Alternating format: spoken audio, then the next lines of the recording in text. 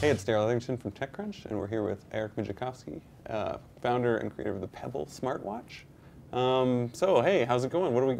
What news do we have today? We're wearing some on our wrist right now. Well, yeah, we got some big news. We're launching a new product here at CES. It's called Pebble Steel, and it's an upgrade from the current Pebble. It's kind of a more premium, more stylish smartwatch. So it's the same core Pebble. It works with your iPhone and Android smartphone.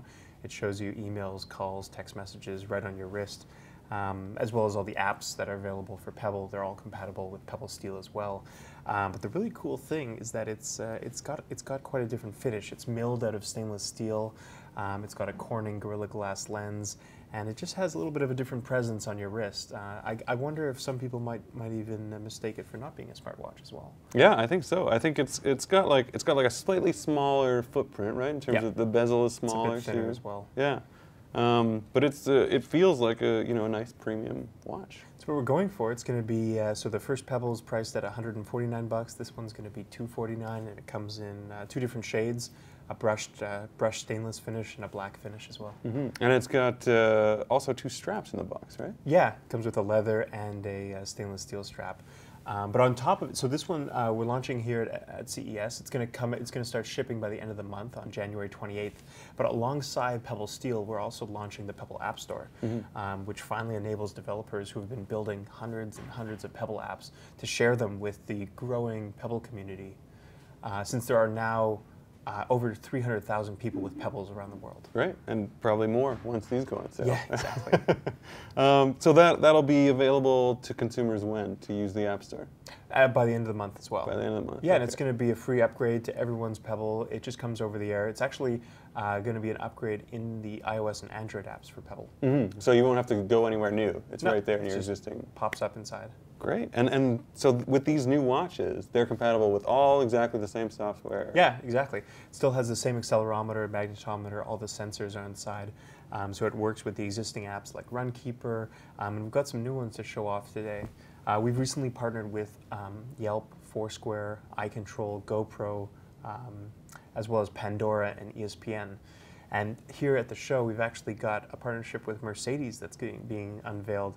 Mercedes recently built a Pebble app that shows... So you can drive your car from your drive your car yet. I think we have to work with, James Bond's Q branch before we can do that.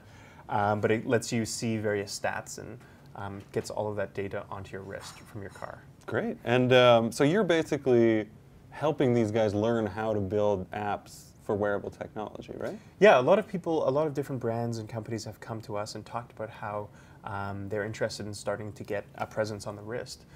When we work with them, we talk about how users are currently using Pebble, what are the apps that people like.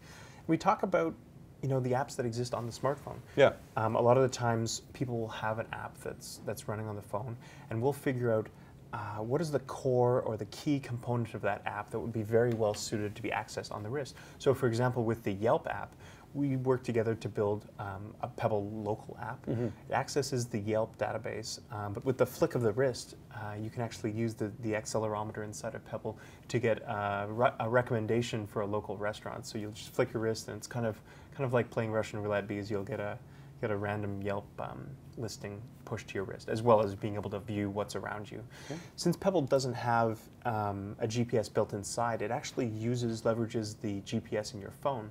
So for apps like Foursquare, you can actually do a one-click check-in right from your wrist. You just fire up the Foursquare app, and then it gets the GPS location from your phone, goes to the Foursquare servers, and tells you what's right around you. And if it guesses on the first try, it's one click. If not, you can quickly scroll through and see a couple different Yelp locations. Great. Foursquare locations. Yeah. So the phone does what the phone's good at, and the watch does what the watch is good at, and they work together. Basically, the watch becomes a little like the extension of the user experience or the user interface from the phone. The phone does the heavy lifting, goes to the internet, and then the watch just displays and takes button input on the wrist. Great.